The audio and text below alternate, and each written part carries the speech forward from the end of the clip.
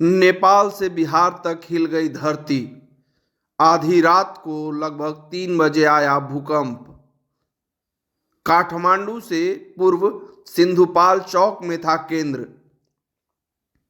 Richter पैमाने पर पहली बार 6.1 और दूसरी बार लगभग 5.9 मापी गई तीव्रता। एक के बाद एक लगे दो दो झटके। भारत का 59% हिस्सा भूकंप के लिए संवेदनशील। भारत को भूकंप के 4 अलग अलग जोन में रखा गया है।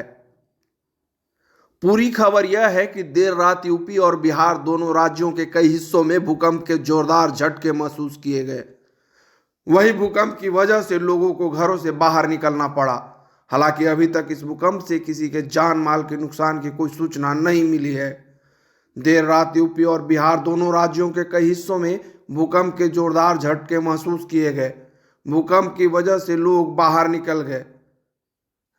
राष्ट्रीय भूकंप निगरानी और अनुसंधान केंद्र के अनुसार सुबह 2:51 काठमांडू से 65 किलोमीटर पूर्व में सिंधुपालक चौक जिले में कुमारी राजमार्ग पर रिक्टर पैमाने पर 6.1 तीव्रता का भूकंप दर्ज किया गया।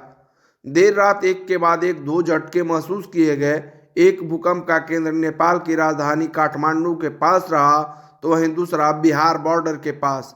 रिक्टर स्केल पर भूकंप की तीव्रता 6.1 और 5.5 मापी गई।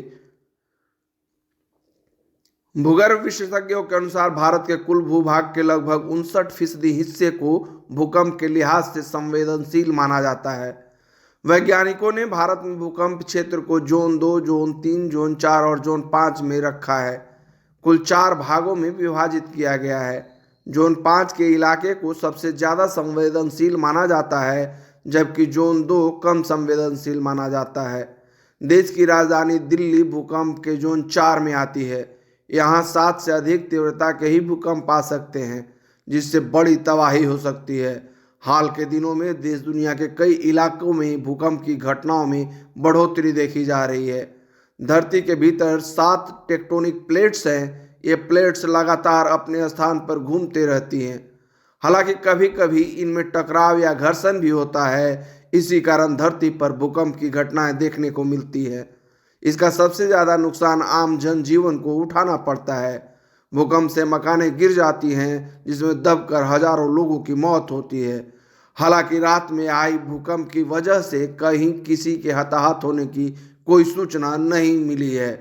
ज़्यादातर इसका इलाका पटना से उत्तर की ओर था। इसकी वजह से कई सारे लोगों को रात में पता भी नहीं चला।